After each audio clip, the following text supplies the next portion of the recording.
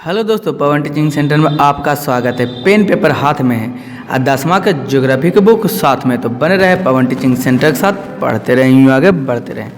जैसा कि आपको दिखाई दे रहा है, हम लोग कृषि चैप्टर 2 पढ़ने जा रहे हैं या कह रहे हैं पढ़ने जा रहे हैं। इसका आपका जाके प्ले लिस्ट में इसका सोल्यूशन भी देख लीजिएगा। हम इसको आज सारे प्रश्न का क्या करने जा रहे हैं, आंसर करने जा रहे हैं। अगर आप इस वीडियो को पहली बार देख रहे हैं, इसके पूरा चैप्टर का पहला चैप्टर का सारा क ख ग घ अड़ा सारा तक का सॉल्यूशन, लघु ऑब्जेक्टिव प्रश्न, लघु उत्तरीय, दीर्घ उत्तरीय, सारा प्रश्न को मैं करा चुका हूं और ये आगे कराने जा रहा हूं। तो बने रहे पवन टीचिंग सेंटर के साथ, पढ़ते रहें, आगे बढ़ते रहें। चलते हैं, देरी ना करते हुए चलते हैं पहले प्रश्न की ओर। देखिए इसमें क्या करा, अभ्यास प्रश्न करा। निम्नलिखित प्रश्नों के उत्तर दें। भारत के 2 सबसे महत्वपूर्ण अनाज के नाम बता दें। तो इसका आंसर हो जाएगा, भारत के 2 सबसे महत्वपूर्ण अनाज आम, संतरा, कुछ हो जाएगा धान और गेहूँ। इसके उत्तर में क्या लिखिएगा आप, धान और गेहूँ। सबसे 2 महत्वपूर्ण उत्तर क्या हो जाएगा, धान और गेहूँ। बोल सर ऐसे रेटिंग में आपको बढ़िया से नहीं दिख रहा, आप लिख बता दीजिए, हम लीजिए, हम आपको कह सकते हैं कि टाइपिंग भी कराए हुए हैं। तो देखिए आपका पहला प्रश्न कहा कि निम्नलिखित प्रश्नों को उत्तर दे। भारत के 2 सबसे महत्वपूर्ण अनाजों के नाम बताएं। उत्तर धान एवं गेहूँ। प्रश्न संख्या देखिए 2 में क्या करा, भारत के कौन से 3 प्रमुख मोटे अनाज उगाए जाते हैं। तो देखिए भारत में 3 प्रमुख मोटे अनाज कौन उतारे जाते हैं, ज्वार, बाजरा एवं रागी। ये 3 क्या मोटे अनाज उगाए जाते हैं। ये प्रश्न संख्या 2 था। 3 में चलते, जिसको घ कहते हैं, ग कह रहे हैं, ग में चलते हैं हम लोग। करा भारत के 3 नकदी फसलों के नाम बताएं। तो भारत के 3 नकदी फसल निम्नलिखित है, कौन कौन, आम, संतरा, केला। प्रश्न संख्या घ करा हमारे देश के सबसे प्रमुख रोपण फसल कौन सी है। तो उत्तर हो जाएगा, सबसे प्रमुख रोपण फसल क्या है, चाय है। तो प्रश्न संख्या घ का क्या आंसर हो गया, चाय हो गया। अब देखिए प्रश्न क्या करा 2 में, अंतर बताएं। पहला, नकदी फसल और रोपण फसल में अंतर। तो देखते हैं हम लोग, नकदी फसल और रोपण फसल में अंतर। वैसे फसल जिसमें उत्पादन को सीधे बाजार में बेचकर नगद पैसा प्राप्त किया जाता है, नकदी फसल कहलाते हैं, जैसे आम, केला, लीची इत्यादि। वैसी फसल जिसे एक बार लगाकर कई वर्षों तक उत्पादन प्राप्त किया जाता है, जैसे रोपण कृषि कहलाती है। जैसे चाय, कॉफ़ी क्या है, रोपण कृषि और नदर कृषि में अंतर बताने के लिए कह रहा था। ये क्या हो गया, इसका अंतर हो गया आपका। ख में इसका है कि कह रहा व्यापारी और निर्वाह कृषि में अंतर बताने के लिए। कह रहा व्यापारिक कृषि किसे कहते हैं, वैसी कृषि जिसे मुख्यतः व्यापारिक उद्देश्य के लिए उगाया जाता है, वो व्यापारिक कृषि कहलाता है। जैसे चाय, कॉफ़ी, रबर इत्यादि सारे कौन हो गए, व्यापारिक कृषि हो गए। फिर करा वैश्विक कृषि जिसका मुख्य उद्देश्य होता है जीवन का निर्वाह करना, निर्वाहिक कृषि कहलाता है। जैसे धान, ये कौन कृषि के अंतर्गत आ जाएगा, निर्वाह कृषि के अंतर्गत आएगा। हमको तो पूछवे क्या था, व्यापारिक कृषि और निर्वाह कृषि में अंतर स्पष्ट कीजिए, तो अंतर स्पष्ट कर दिए हम लोग। प्रश्न संख्या 3 में करें, निम्नलिखित में से प्रत्येक के लिए एक शब्द में लिखें। यानी उत्तर कई शब्द में देना है, एक शब्द में। पहला करा हमारे देश में मानसून के आरंभ में बोई जाने वाली शरद ऋतु में काटी जाने वाली फसल है, कौन फसल है। तो उस फसल को कहते हैं खरीफ फसल, खरीफ फसल। तो एक शब्द में उत्तर दे रहा, तो एक शब्द में हो गया। दूसरा क्वेश्चन क्या कर रहा है, जो देखिए दूसरा आपको कह रहा है कि वर्षा के पश्चात जाड़े में बोई जाने वाली, बसंत में काटी जाने वाली फसलें हैं। तो कौन फसल कहलाता है, जाड़ा में बोई जाने वाले, बसंत में काटने वाली फसल को कहते हैं रबी फसल। तो इसका आंसर क्या हो जाएगा, रबी फसल हो जाएगा, क्योंकि एक शब्द में हमको उत्तर देने के लिए कह रहा। दूसरा कह रहा भूमि जिसे खेती के कारण छोड़ दिया गया ताकि उर्वरकता लौट सके और इस पर पुनः खेती हो सके, वैसी खेती को क्या कहते हैं। तो वैसी खेती को कहते हैं चालू प्रतिभूमि। तो इसका उत्तर क्या हो जाएगा, चालू प्रतिभूमि। घ में कारखानों के उत्पादन में किसके उत्पादन में? कारखानों के उत्पादन में मिलती जुलती वैज्ञानिक तथा व्यापारिक ढंग से की जाने वाली एक फसल खेती है। कौन है? एक है तो चाय फसल है जो कारखाने में इसका उपयोग किया जाता है और व्यापारिक दृष्टि से कर सकते हैं या वैज्ञानिक दृष्टि से बनाया जाता है। ये कौन कृषि कहलाता है? चाय कृषि कहलाता है। इसका आंसर हो जाएगा कौन? घ हो जाएगा। फिर चलते हैं हम लोग प्रश्न संख्या कितने की ओर? प्रश्न लघु उत्तरी प्रश्न। कौन उत्तरी प्रश्न? लघु उत्तरी प्रश्न में चलते हैं। क्या करा पहला? भारत में उपजाए जाने वाले 2 खाद्य, नकदी एवं रेशेदार फसलों का नाम लिखें। तो भारत में उपजाए जाने वाले 2 नकदी और रेशेदार फसलों का क्या करे करा? नाम लिखे करा। तो देखिए मैं आपको किराए में टेपिंग में बताते हैं आपको क्या है। देखिए पहला प्रश्न करा, भारत में उपजाए जाने वाले 2 खाद्य, नकदी एवं रेशेदार फसलों का नाम है। उत्तर, 2 खाद्य फसलें धान और गेहूँ और 2 नकदी फसलें कौन है? आम, संतरा और 2 रेशेदार फसलें कौन है? कपास और जूट। ये तीनों को बोला था, हम तीनों को क्या कर दिए? लिख दिए। दूसरा हम करा, उपयुक्त फसलों के उत्पादन करने वाले 2 प्रमुख राज्य का नाम लिखिए। उत्तर, खाद्य फसल उत्पादन राज्य धान है, कौन है? पश्चिम बंगाल में, आंध्र प्रदेश में, गेहूँ पंजाब में, उत्तर प्रदेश में। नकदी फसल उत्पादन राज्य उत्तर प्रदेश, आंध्र प्रदेश, संतरा में महाराष्ट्र, मेघालय। रेशेदार फसल कौन उत्पादन करता है? राज्य कपास, महाराष्ट्र और गुजरात। जूट कौन करता है? पश्चिम बंगाल। ये सभी उपयुक्त फसलों के उत्पादन के लिए दो क्या करने के लिए करा? नाम बताने के लिए राज्यों का नाम। सभी के 2 राज्य का नाम हो गया। अगला प्रश्न करा 3, करा भारत में उपजाए जाने वाली वर्षाधीन फसलों के नाम लिखें। उत्तर, भारत में उपजाने वाले वर्षाधीन फसलों का नाम इस प्रकार है: धान, गेहूँ, जूट, ज्वार इत्यादि। इसके करा कि क्या बताने के लिए करा? कारण बताने के लिए करा। चलिए हम लोग कारण भी देख लेते हैं।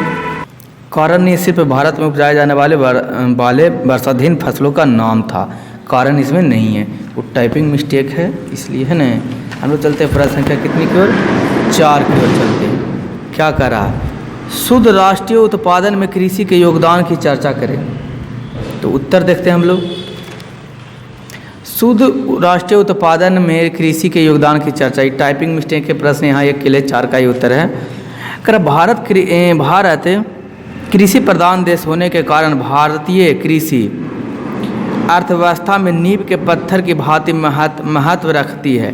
हमारे सकल राष्ट्रीय उत्पादन का 40% अंश कृषि से ही प्राप्त होता है। भारतीय कृषि को उद्योग के दर्जा प्राप्त है क्योंकि यहाँ की 70% आबादी कृषि पर ही निर्भर है। परंतु स्वतंत्रता प्राप्ति के बाद सकल घरेलू उत्पादन में कृषि का योगदान लगातार घट रहा है। अब हम लोग चलते हैं प्रश्न संख्या 5 की ओर। भारत कृषि के निम्न उत्पादन के नाम को संक्षेप में वर्णन कीजिए। तो देखते हैं प्रश्न संख्या 5 में हम लोग। भारत कृषि के निम्न उत्पादन के कारणों को संक्षेप में वर्णन। उत्तर, भारतीय कृषि के निम्न उत्पादन के कारण है: भारतीय कृषि का अशिक्षित एवं निर्धन होना, कृषि का मानसून पर निर्भर रहना, ये भी कारण है।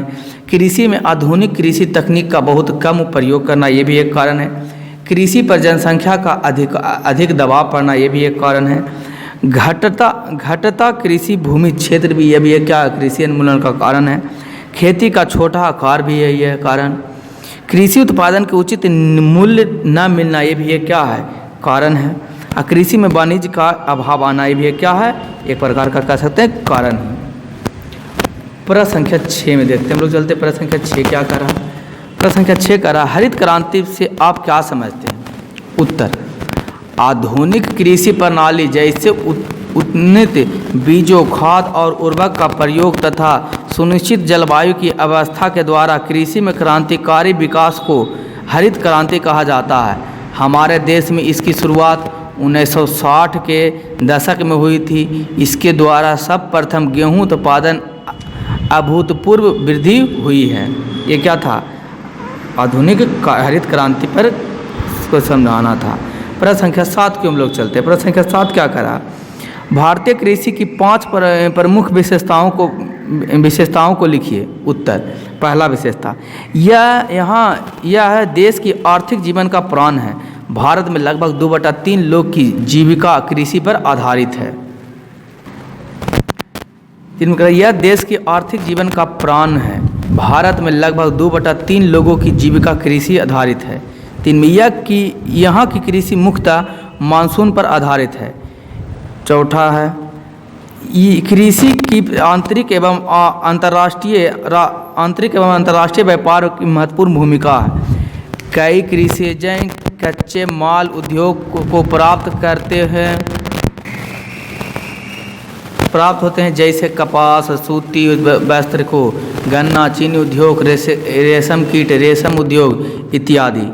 ये क्या है? और पचमां का राष्ट्रीय आय का 24% भाग कृषि से भी क्या है? प्राप्त होता है। ये था क्या? मुख्य विशेषताएं। प्रश्न संख्या 7 था। चलते हम लोग अगले प्रश्न संख्या 8 की ओर। प्रश्न संख्या 8, भारत में उपजाए जाने वाले प्रमुख खाद्य एवं व्यावसायिक फसलों के नाम लिखें। तो भारत में उपजाए जाने प्रमुख खाद्य क्या है? भारतीय की प्रमुख खाद्य फसलें धान, गेहूँ, मक्का, ज्वार, बाजरा, रागी, अरहर, मूंग इत्यादि है। भारत की प्रमुख व्यवसाय फसलें चाय, कॉफी, रबर, गन्ना, केला इत्यादि है। ये प्रश्न संख्या कितना था? 8 था। तो चलते हम लोग प्रश्न संख्या 8 कर चुके हैं। अब हम लोग प्रश्न संख्या कितने की ओर चलते हैं? कारण बताने वाला चलते हैं। कारण में 4 कारण है। पहला है कपास की खेती दक्कन प्रदेश की काली मिट्टी के अधिकांश होती है। इसका कारण बताने के लिए कह रहा है। तो चलते हम लोग पहला प्रश्न की ओर।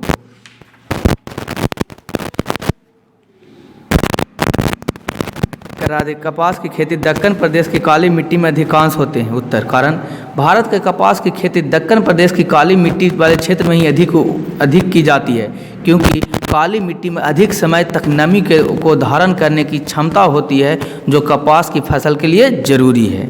ये प्रश्न संख्या कितना हो गया? 1 का हो गया कारण बताने में चलते हैं। प्रश्न संख्या 2 में चलते हैं। कह रहा है गन्ने की उपज उत्तरी भारत की अपेक्षा दक्षिणी भारत में अधिक है। क्यों? देखते हैं। दक्षिण भारत में गन्ने के उत्पादन के लिए उत्तर भारत में अधिक अनुकूल परिस्थिति उपलब्ध है। साथ ही दक्षिण भारत में उत्पन्न गन्ने का रस अधिक मीठा होता है, जबकि उत्तर भारत में इसकी मिठास कम होती है। यह इसका क्या था? कारण था। प्रश्न संख्या 4 में चलते। 3 में कह रहा है भारत कपास का आयात एवं निर्यात दोनों करता है।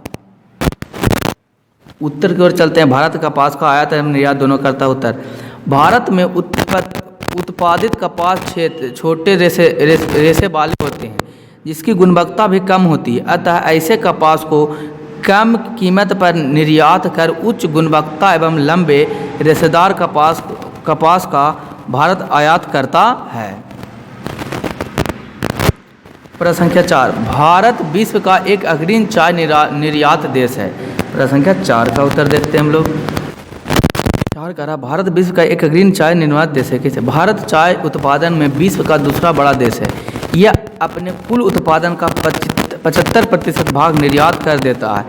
भारत में लगभग 20 देशों में चाय का निर्यात होता है।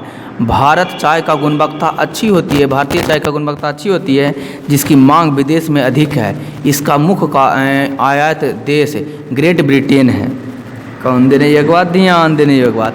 दोस्तों, अगर आपको वीडियो अच्छा लगा है तो लाइक और शेयर और सब्सक्राइब करना ना भूलें। बने रहे पवन टीचिंग सेंटर पर, पढ़ते रहिए, आगे बढ़ते रहें।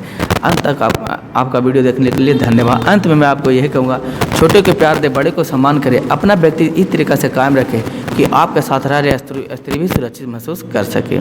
इसी तरीक़े से आप वीडियो चाहते हैं तो नीचे बने रहे इस चैनल के माध्यम से। इस चैनल को सब्सक्राइब कर लें, जिसके कारण आपको जो वीडियो बनेगा जिससे नोटिफिकेशन आपको मिल जाएगा। तो अंत तक आपको वीडियो देखने के लिए धन्यवाद।